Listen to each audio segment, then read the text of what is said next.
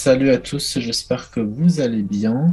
Deuxième live du coup de la version 2 ProSuite V2 de chez les bons traders. Donc ici, on va essayer de parler toujours de stratégie, des indicateurs et bien sûr d'une gestion globale de ce qu'on peut faire quand on maîtrise une stratégie.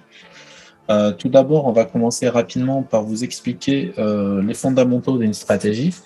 Donc une stratégie, on va dire, c'est un avantage statistique, c'est essayer d'avoir un avantage statistique sur X trade. Et une stratégie, ça doit s'appliquer, on va dire, en 3 temps. Okay, et donc, quand on veut, par exemple, bien trader, quand on veut réussir dans ce domaine qui est complètement... qui est assez difficile, on va dire, quand on veut vraiment réussir dans ce domaine-là, la première chose à faire, c'est de faire une lecture visuelle sur son graphique quand on veut suivre une stratégie. Et donc, moi, ma stratégie personnelle, elle est basée sur 3 étapes. La première étape, c'est l'analyse visuelle. La deuxième étape, c'est l'analyse algorithmique ou l'analyse technique. Et je rappelle que l'analyse technique doit être dynamique. C'est-à-dire que si vous avez une analyse technique, si vous n'avez pas accès aux indicateurs et que vous faites de l'analyse technique, il faut faire de l'analyse dynamique. Ça veut dire qu'il faut que vos analyses soient à peu près comme, par exemple, nous, ce qu'on utilise, on utilise les contextes, les canaux de tendance, la moyenne d'équilibre, les volumes, le ProTDI, etc. Mais tout ça, tous ces indicateurs-là, en fait, qui comportent plusieurs algorithmes à chaque fois, c'est des indicateurs qui vont utiliser tout ce qui est dynamique, en fait, sur le marché. C'est-à-dire que le marché va bouger, donc les niveaux, ils vont bouger. Et donc, on va dire que notre analyse visuelle et algorithmique, elle est plutôt dynamique, elle n'est pas statique. Sur une analyse statique, c'est-à-dire que si vous amusez à analyser le marché de cette façon, vous vous dites, OK, ici c'est le plus bas, ici c'est le plus haut. Quand le marché va arriver ici, je vais acheter. Quand le marché va arriver là, ben, je vais vendre. Et ben, en fait, tout simplement, là, vous allez avoir un taux de réussite qui va énormément baisser. Ça peut marcher, mais ça ne peut pas marcher sur du long terme, car en fait, vu que c'est des zones statiques et que le marché est plutôt dynamique, donc ça ne se mélange pas assez bien. C'est comme l'huile et le vinaigre, si je ne me trompe pas, je crois que ça ne se mélange pas, un truc de ce genre. Voilà, donc vraiment concentrez-vous sur l'analyse technique, mais plutôt dynamique. Alors, et voilà, si vous voulez gagner du temps, parce que l'objectif d'une stratégie, c'est de filtrer les prix et filtrer les zones qui sont inutiles et les bruits de marché. Donc c'est pour ça que dans une stratégie, on a l'analyse visuelle, plus l'analyse algorithmique, puis la gestion de risque qui arrive enfin, parce qu'une gestion de risque, qu'est-ce que ça veut dire exactement? Tout simplement, quand je décide de rentrer en position, ça veut dire que j'ai défini avec ma stratégie que ici, c'était un point intéressant à trader sur le Dow Jones, par exemple. Et ben, je vais tout simplement gérer mon risque ici. Okay, comment je gère mon risque? Je vais par exemple avoir un capital. Bon, ça peut être un capital de 50 000 par exemple. Et sur mon capital 50 000, je vais dire, OK, bah, moi je pense que d'après la statistique de ma stratégie et d'après aussi mon analyse visuelle et algorithmique qui s'est fait 100% automatique et que le prix est bien dans ma zone, je pense que cette zone-là peut réagir à la vente. D'accord? Et si je pense que cette zone-là peut réagir à la vente, ben comment je dois me comporter? Déjà, je dois faire le travail de la gestion de risque. Un bon gestionnaire de risque, qu'est-ce qu'il va faire? C'est qu'il va faire ses analyses en globalité sur 2 UT. Okay, donc on a lutté 1 heure, lutté 15 minutes. Donc c'est comme ça qu'on fonctionne chez les bons traders avec la ProSuite V2. Puis on va passer en 3 minutes pour essayer d'avoir un timing. Okay, donc si je pense que ici il peut y avoir un retournement, et ben, le timing et ma gestion de risque sera appliquée en 3 minutes. Et comment je vais appliquer cela? En fait, tout simplement, je vais attendre une confirmation au marché. D'accord? Une confirmation au marché, c'est tout simplement une confirmation chandelière, donc japonaise par exemple. Et je vais avoir une confirmation supplémentaire qui est bien sûr le ProTDI. Donc pour voir si j'ai de la cyclicité. Par exemple ici, sur le Dow Jones, j'ai de la cyclicité ici, et ici j'en ai pas pour le moment. Donc pour le moment, je suis toujours acheteur, donc je ne cherche pas à faire des ventes sur le Dow Jones. Et ça, si par exemple là je cherchais à vendre le Dow Jones et que le marché continue à monter, j'aurais tort, mais j'aurais tort en sachant que j'ai pas respecté ma stratégie. Alors, je vous cache pas que de temps en temps, quand je fais le saut de ne pas respecter ma stratégie, tout simplement, je me plante. Je me plante et ça m'arrive, je dirais pas souvent, mais ça m'arrive au moins 2 fois par semaine parce que je saute une étape de ma stratégie et ça, c'est quelque chose que malheureusement, on peut pas contrôler parce qu'on est quand même des êtres humains, on n'est pas des robots, on peut avoir les meilleurs outils au monde. On essaye de travailler sur ça pour améliorer cette approche. Okay, et donc, C'est pour ça que se rajouter une stratégie en 3 étapes, ça va nous aider à filtrer les prix, ça va nous aider à mieux réagir sur le moment, et cetera, et cetera, et cetera. Parce que pour réussir dans un domaine avec une stratégie, donc peu importe le domaine, là on parle de trading tout de suite là, pour réussir, pour bien réussir, pour être sûr et certain sur du long terme d'avoir des bonnes probabilités, des bonnes statistiques positives, et il faut apprendre à appliquer le processus de A à Z tous les jours et répéter, répéter, répéter. Parce que quand on va par exemple essayer de réagir, par exemple ici à la vente, parce qu'il y a une condition qui fait que je peux appliquer une gestion de risque et que je peux rentrer sur le marché, et là, en fait, si je suis, on va dire, dans la moyenne d'un bon trader qui va avoir, par exemple, des bonnes probabilités de réussite, tout simplement, je vais augmenter mon taux de réussite, mon taux de win rate, etc., etc., etc. Donc voilà, c'est vraiment un processus assez complet pour pouvoir vraiment réussir sur du long terme. Et donc, peu importe le domaine, la stratégie, ça reste quand même quelque chose qui va filtrer les prix, quelque chose qui va vous dire, ah, je connais cette pattern-là. Quand on arrive à la troisième étape qui est de gérer son risque pour pouvoir entrer en position sur le marché, c'est là que notre cerveau il va dire ah cette pattern-là je la connais. Ah oui, je me rappelle que le mid PP daily plus le high daily plus un contexte plus une cyclicité en 3 minutes plus un déséquilibre, etc. Ça peut déclencher un revers de 30 à 100 points, etc., etc. Et en fait, ça c'est un mécanisme qu'on va apprendre petit à petit à mettre en place. Et c'est ce qui va faire la différence entre un bon trader et un mauvais trader. C'est pour ça que nous, on s'appelle les bons traders. Donc, on a la première étape, c'est l'analyse visuelle, c'est-à-dire on arrive sur le graphique, on se met en 15 minutes et on regarde rapidement ce qui est en train de se passer sur les marchés. Donc là, petit range, petit up, on est en train, vraiment, on n'a pas un marché haussier ni un marché baissier. Si on regarde comme ça, on est plutôt dans un range, ok? Et donc, on a tout intérêt à trader les extrémités de ce range. Et donc, on va faire confiance à l'analyse algorithmique pour la deuxième étape. Et l'analyse algorithmique nous donne un niveau ici. Pour le moment, c'est là que normalement ça devrait se passer. C'est là que le marché pourrait nous payer, nous rémunérer. Et la troisième étape, c'est la gestion de risque où je vais essayer de trouver une confirmation au marché pour pouvoir entrer en position. Nous, on utilise 3 indicateurs. Donc, on a le Pro Context, on a le Pro TDI, on a le Pro Auto Levels, on a aussi les volumes qui vont nous donner des statistiques, qui vont nous donner une zone algorithmique qui va nous confirmer que ici il y a quelque chose à faire. Par exemple, ici, on avait quelque chose à faire. On était sur un contexte. Donc là, c'était la journée précédente. Donc, on n'a pas les daily lows de la journée d'avant. Donc, on avait une zone algorithmique qui pouvait être défendue. Le marché l'a bien défendu. Par exemple, ce matin, j'ai tradé le level symbolique. C'était une analyse algorithmique aussi. Et donc ici, on a bien eu le reverse avec des levels algorithmiques, avec par exemple la mid du contexte, avec le canal de tendance, etc. Donc, si on est en range, on trade des extrémités, donc la question de Mohamed. Et si on est en tendance, on cherche des retracements Fibo. Non, pas du tout. Mohamed, c'est pas ça le but. Le but, c'est vraiment d'avoir une lecture graphique, visuelle, une lecture algorithmique et une gestion de risque. Ça veut dire que pour savoir si tu es en range ou pas, les indicateurs normalement te le disent. Là, tu vois que tu es en range. Donc ici, tu as un gros range, mais ici, tu as un mini range, par exemple, qui s'est formé. Bon, c'est pas trop un mini range, mais plutôt un retracement.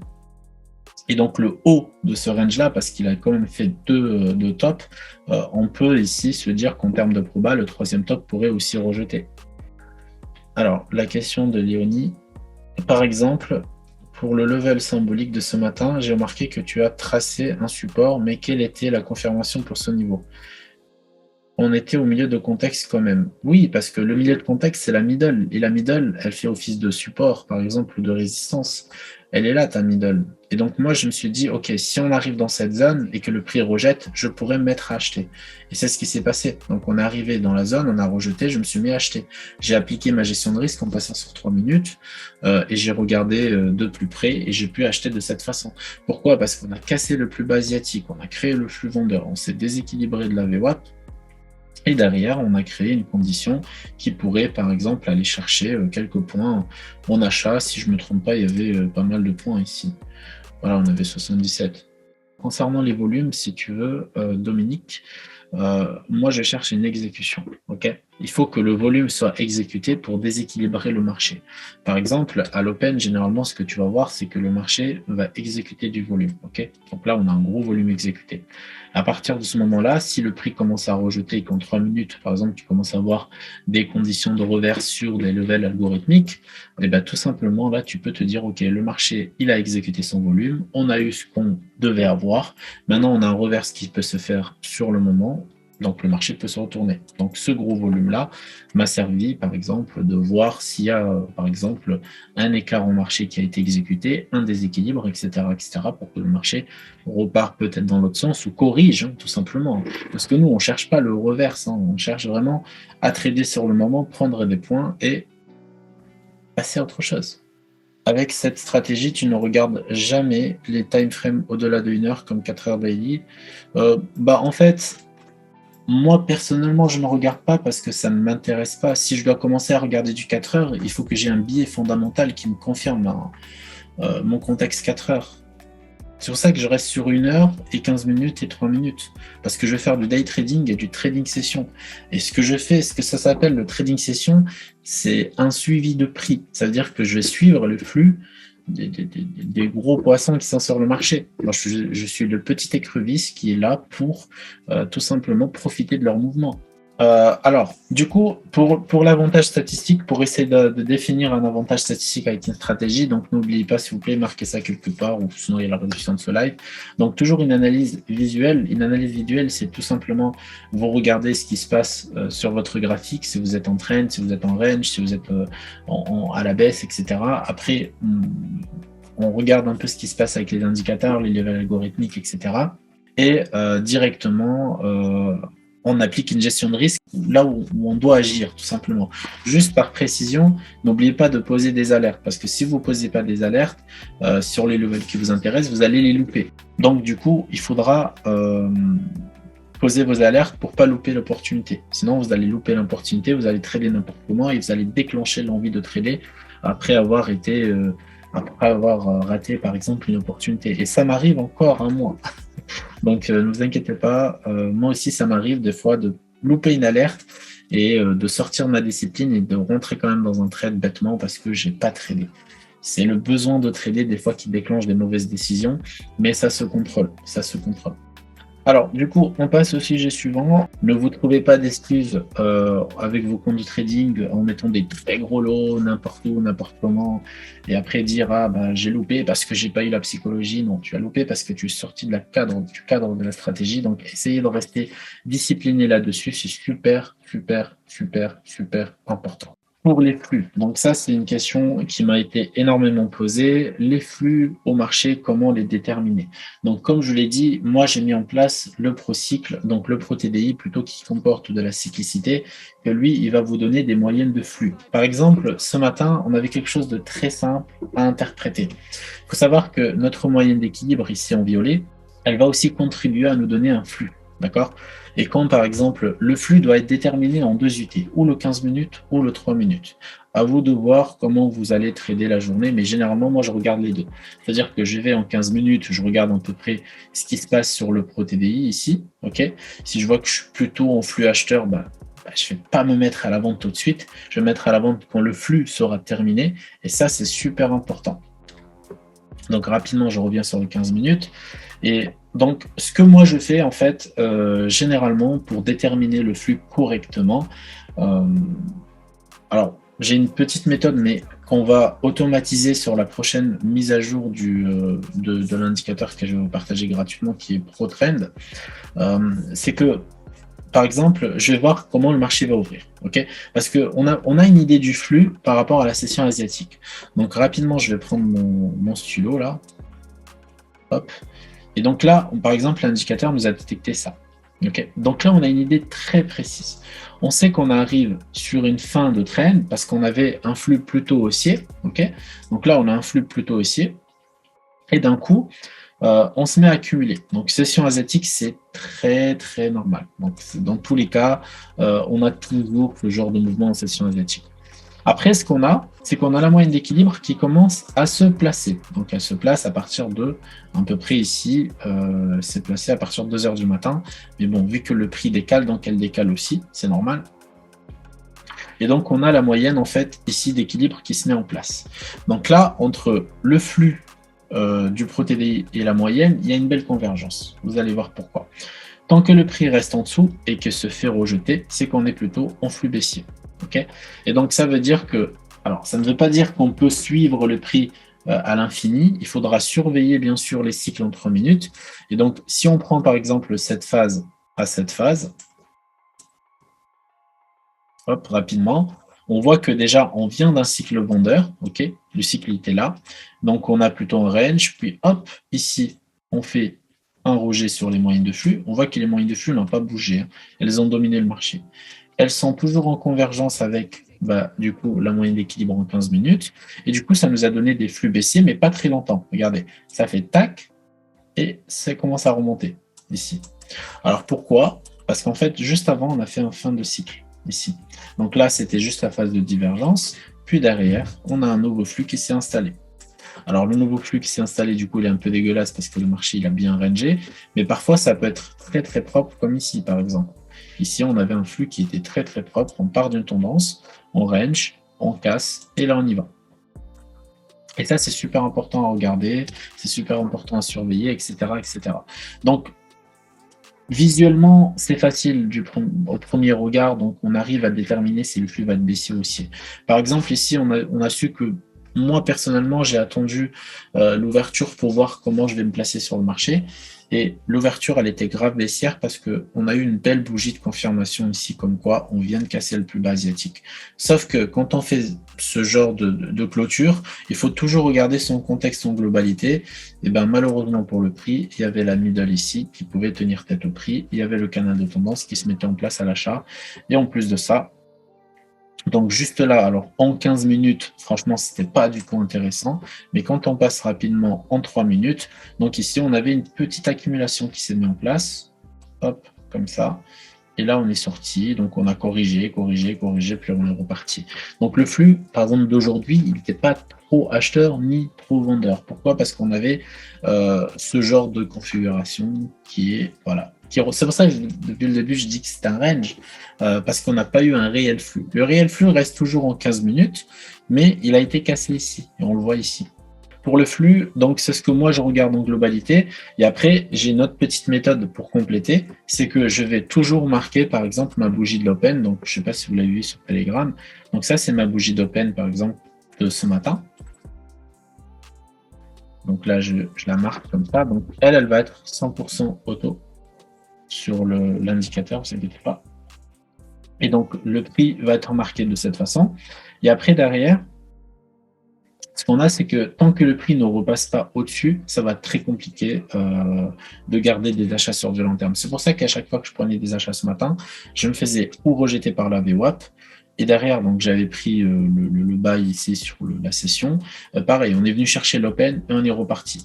Donc là, c'est pour ça que je me suis dit, OK, le prix va plutôt accumuler parce qu'il en attend d'informations ou un truc de ce genre pour pouvoir, par exemple, partir à l'achat ou à la baisse. Parce qu'il faut toujours une news économique ou fondamentale qui va driver le marché. C'est pour ça que je regarde toujours les flux, je regarde le comportement parce que je me passe de toutes ces news-là. Et c'est super important de ne pas trader pendant les news, ni même avant les news, ni même 15 minutes après les news. Parce que du coup, ça peut fausser votre avantage statistique quand vous respectez n'importe quelle stratégie. Si par exemple, je commence à me placer parce que je pense que le flux est plutôt acheteur et qu'il y a une annonce économique dans 15 minutes, je peux me faire démonter. Okay, par exemple, ici, par exemple, sur le Dow Jones, moi, je m'étais placé avant l'open. Ok, donc j'ai subi une petite perte, mais je n'avais pas été déclenché parce que la bougie n'est pas encore clôturée. Donc moi, je déclenche mes stops quand les bougies clôturent. Et j'ai vu que ça a rejeté qu'en 3 minutes, c'était plutôt acheteur. J'ai rajouté une autre position et du coup, j'ai fait un très très beau trade sur le moment. Donc voilà, donc l'open du matin, vous pouvez le marquer parce que ça va vous donner généralement le flux de la journée. Si on se maintient au-dessus, c'est qu'on va plutôt être par exemple acheteur. Si on se maintient en dessous, c'est qu'on va plutôt être vendeur. Et on complète ça par le Pro TDI qui est de la cyclicité et les moyennes du flux qui sont juste là. Et on peut avoir, on va dire, un sens presque prioritaire. Alors, bien sûr, il faut s'adapter, il faut savoir que les marchés sont dynamiques, ça peut aller vite dans les deux sens, et donc il faut s'adapter, il ne faut pas rester perma-bear ou perma-bull. Donc voilà, il ne faut pas se dire, moi je vais être que vendeur ou je vais être que acheteur. C'est vraiment quelque chose que vous devriez vous mettre dans la tête, c'est que pas de biais directionnel. Par contre, on peut avoir une idée, c'est normal, il faut défendre son idée de temps en temps, il n'y a pas de souci. Donc voilà, après, on peut aussi marquer l'Open US. Okay, l'Open US, si je ne me trompe pas, il était juste là, à peu près. Donc 33 005 l'Open US. Et on peut se dire que, par exemple, ici, on est entre l'Open US et on est entre l'Open ici, euro. Et donc, du coup, pour le moment, on est en train de ranger. Donc, si on se maintient au-dessus, qu'on fait des excès, on peut vendre pour revenir sur les moyennes et repartir. Si on repart en dessous et on repart en excès, on pourra racheter pour aller chercher, par exemple, l'open. Parce que ça range, en fait. Il n'y a pas de... Il n'y a pas de flux, là, il n'y a pas de tendance, etc., etc. C'est un range, on accumule, on en attend d'informations, etc. Mais ça ne veut pas dire qu'on ne peut pas gagner des sous si on applique bien la stratégie, qu'on intervient bien sur des zones clés et algorithmiques avec un peu de cyclicité, avec un tout petit peu de flux, un peu de volume, un peu de... Voilà, quelque chose de concret. On peut rentrer en position en minimisant le risque et tout simplement faire des profits de cette façon.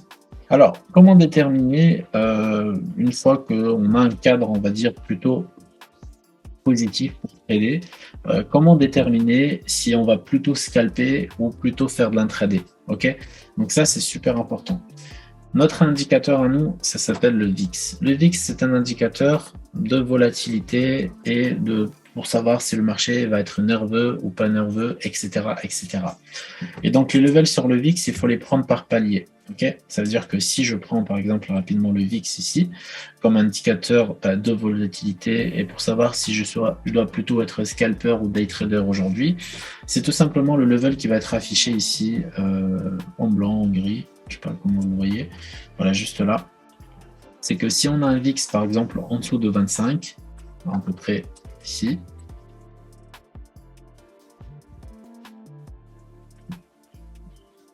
hop. Si on a un VIX plutôt en dessous de 25, on va se concentrer que sur du day trading.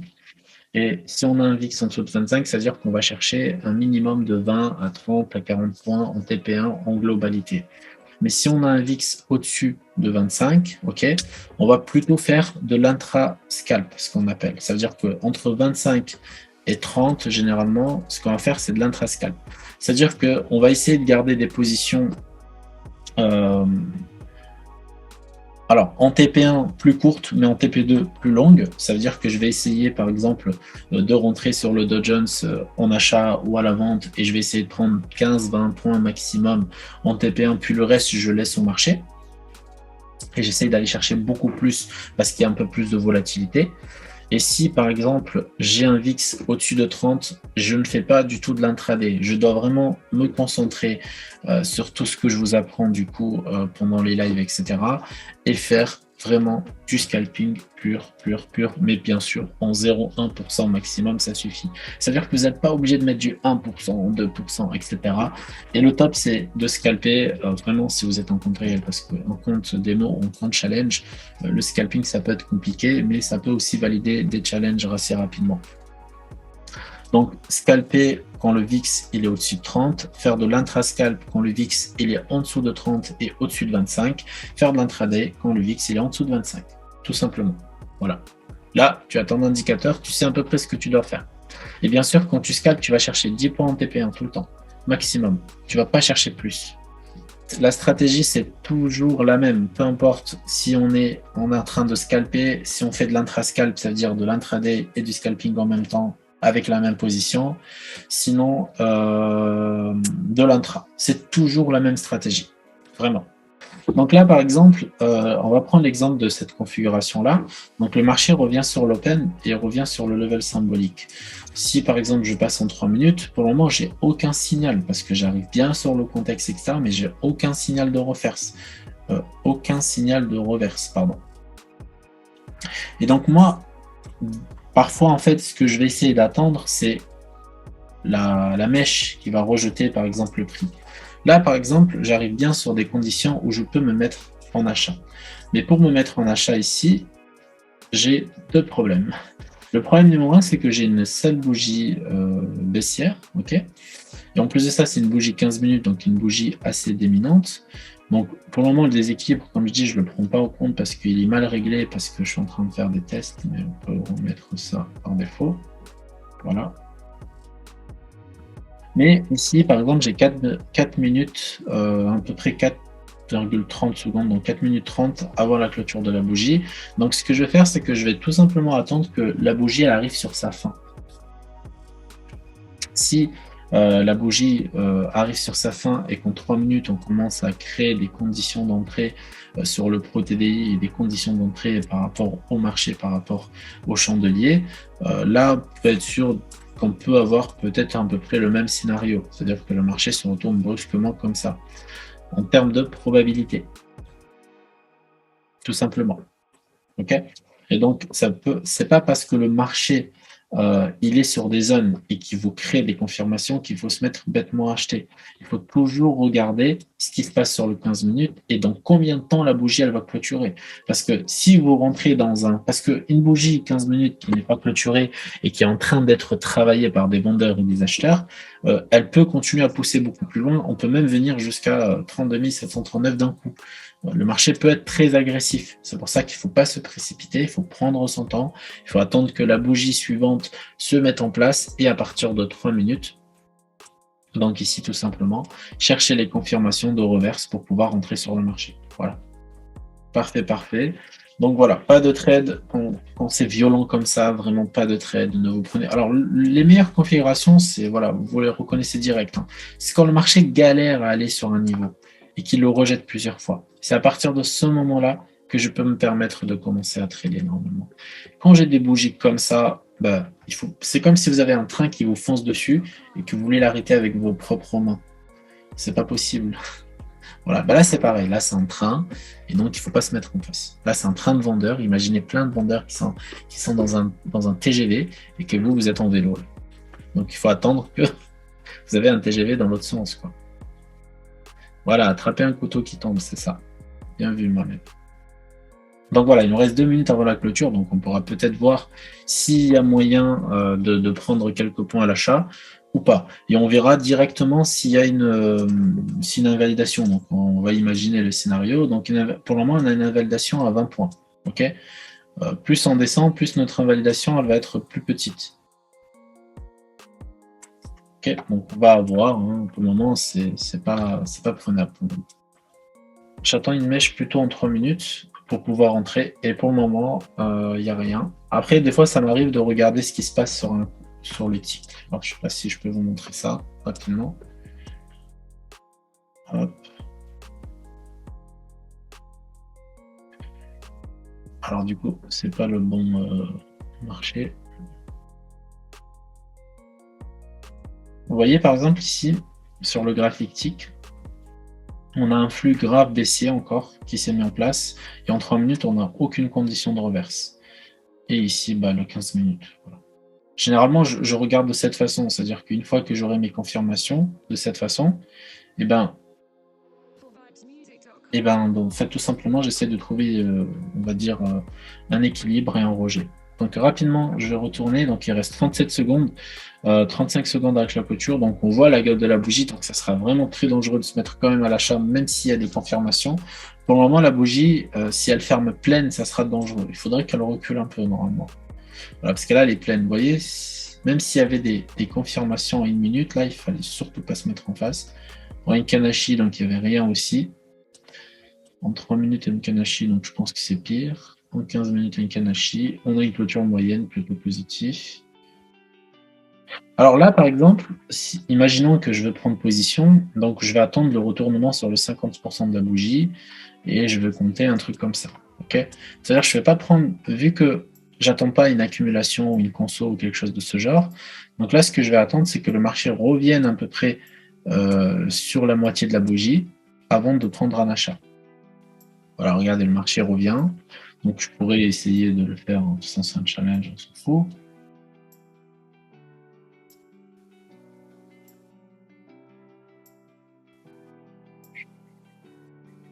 Donc faudrait vraiment que le marché revienne. Il ne faut pas se précipiter parce que moi, ça m'arrive souvent de me précipiter. Quand j'étais un mauvais trader, en tout cas. Et je prenais, le marché revenait, je fermais ma position parce que j'avais peur que je me fasse SL. Et au début, c'est comme ça qu'on perd de l'argent, en fait. Pourquoi attendre un retour aux 50% de la bougie? Parce qu'on n'a pas entendu une configuration positive. Une configuration positive, c'est quand le marché fait un double bottom ou un double top ou une consolidation, tout simplement.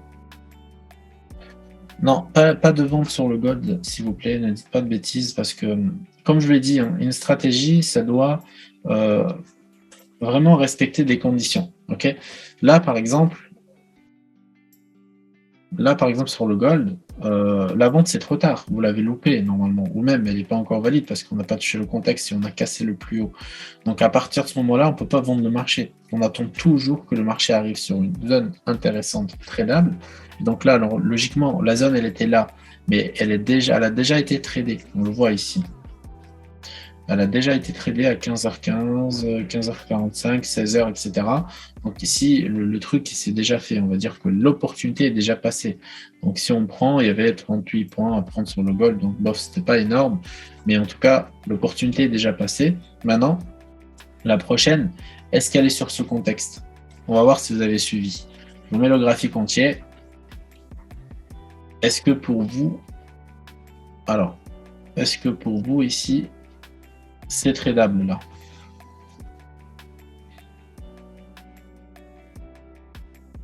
Est-ce que pour vous, c'est tradable?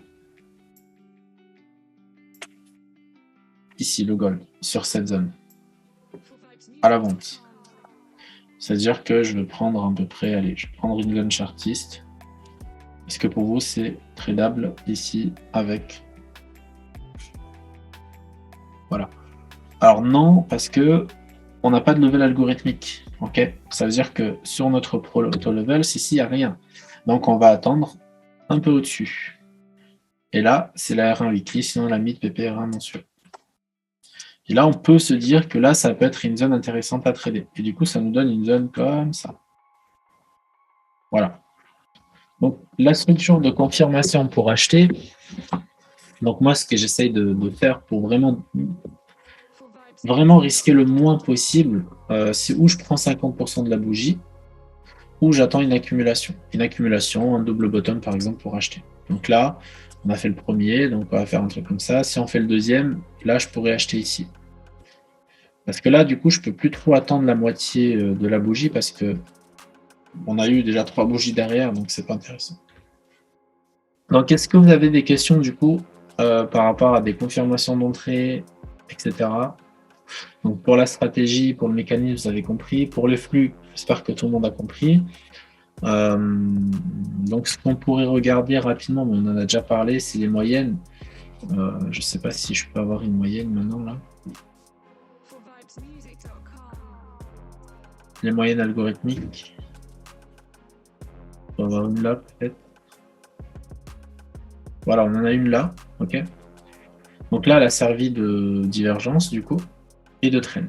Pourquoi de trend? Parce que ici, la moyenne qui s'est dessinée en full auto, elle nous a juste prévenu qu'il y avait une divergence, contexte, canal de tendance. Donc là, est-ce qu'il y avait un level algorithmique? Non, parce que l'achat, il fallait le faire ici et pas ici. Et donc là, c'était pas intéressant, malheureusement, mais on avait une divergence, donc c'était assez puissant. Mais là, on peut se dire que là, on a un flux haussier parce que on a la moyenne, les flux ici, les moyennes de flux plus la trendline. On peut se dire, ok, là c'est un flux haussier parce que si le marché, par exemple, revient sur sa moyenne d'équilibre et rebondit sur des levels algorithmiques avec bien sûr l'appui d'un haut qui a été cassé, on peut se dire que là, le marché pourrait continuer à remonter par rapport à cette moyenne, par rapport au flux. Alors, quand tu attends la zone du level algorithmique pour trader, tu prends position dans la zone ou tu attends qu'il rejette le level algorithmique? Alors, ça dépend. Ça dépend de la stratégie qu'on va utiliser. Généralement, moi, quand je vais trader, par exemple, avec le minimum de risque, si je vais bascule en 1 minute, je vais toujours attendre d'être en dessous d'un level algorithmique. Sinon, je ne trade pas. Là, par exemple, ce matin, j'étais en dessous à 1 minute. En 3 minutes, je commence à rejeter. J'ai pris rapidement. Le prix a bien payé. Sur l'open aussi, pareil. Et si je veux, par exemple, trader sans réellement scalper avec un stop assez large et une position convenable, des fois, j'attends juste qu'il rentre un peu dedans et voilà, qu'il fasse une accumulation dedans, etc. Alors, question. Plus on est éloigné des moyennes, meilleures seront les probabilités de succès, non?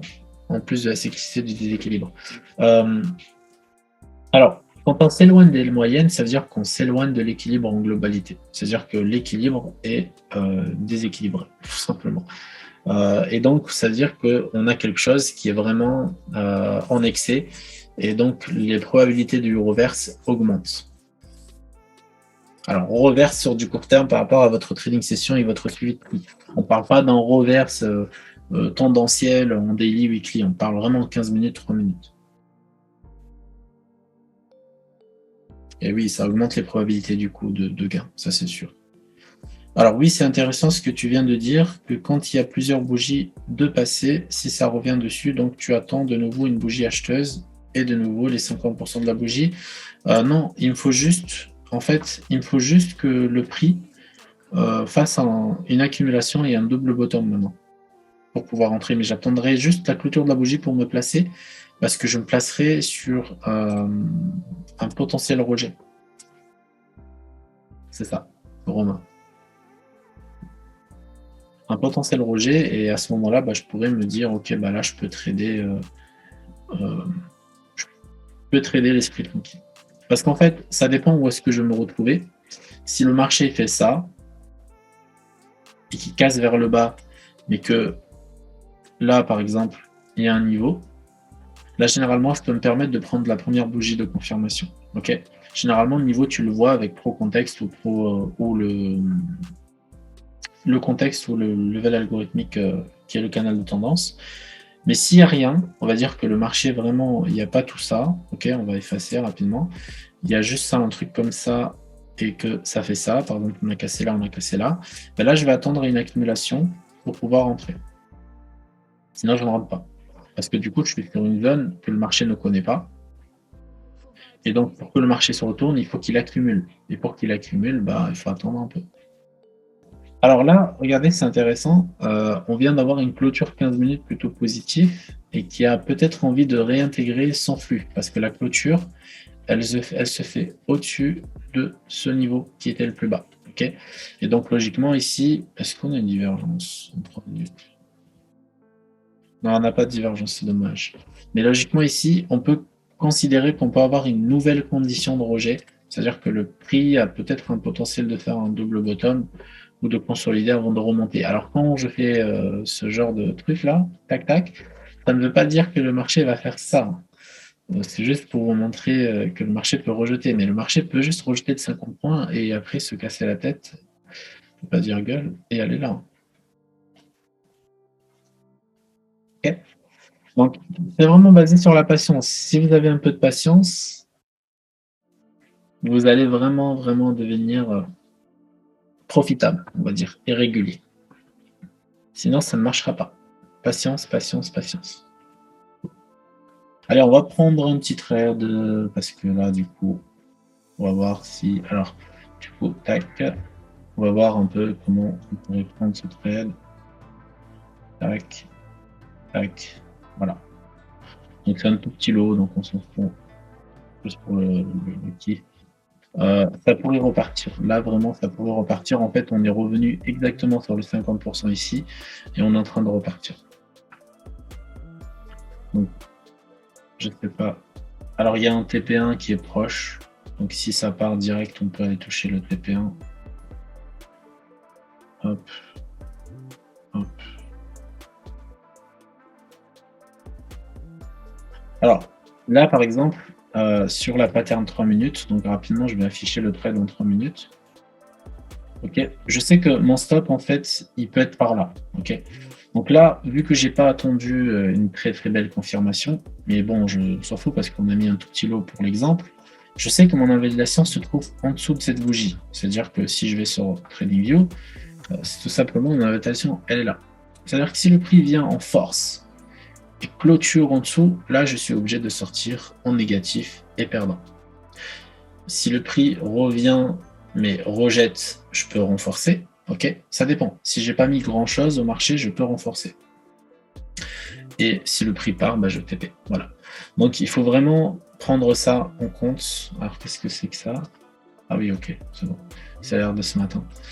Et voilà, c'est ça que je prends en compte en globalité quand je prends une position. C'est comme ça que je gère mon risque.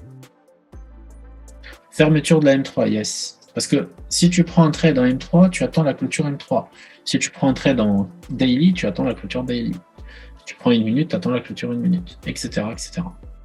Et alors, ça dépend comment tu as lu ton contexte. Par exemple, moi, mon contexte, voilà, j'ai une lecture de contexte en 15 minutes. Parfois, ça m'arrive, si je ne suis pas trop exposé, d'attendre aussi la clôture 15 minutes. Je me dis, OK, si ça clôture plutôt négatif, c'est qu'il y a des chances que... Bon, là, le TP1, il est automatique, c'est par rapport à la volate. Donc, il y a des chances là que le prix continue à monter, par exemple, etc., etc. Donc là, le TP1, donc, je l'ai placé par rapport à la volate. Et si je ne me trompe pas, il est de 20 points. Voilà. C'est vraiment pour vous montrer un exemple. Voilà, l'ordre, il est là, on va enlever.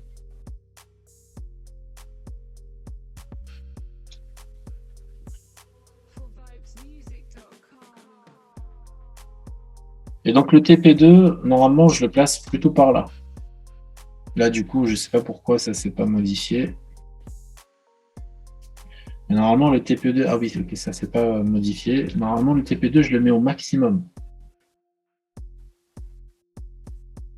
Voilà, le TP2, toujours, je le mets au maximum. C'est le TP1, normalement, qui est censé couvrir une potentielle perte. Mais là, comme je suis rentré trop haut, donc mon TP1, il ne couvre pas du tout mon potentiel perte. On va même le déplacer. Hop, le déplacer. Ouais, il y a beaucoup d'infos, tu l'as dit. Donc voilà, écoutez, bah, je vous souhaite tous une bonne soirée. Et j'espère que ce live vous a plu en tout cas. Donc nous, comme d'habitude, on se retrouve mercredi prochain, à peu près à la même heure, normalement, si tout se passe bien. Et si vous avez des questions en attendant de fan, n'hésitez pas à me piner sur Discord. C'est très simple à faire. Et je répondrai volontairement dès que je pourrai. Bah écoutez, de rien, je vous souhaite tous une bonne soirée aussi. Et à la prochaine pour le nouveau live de Les Bons Traders. Et je vous souhaite beaucoup de réussite en attendant le prochain live.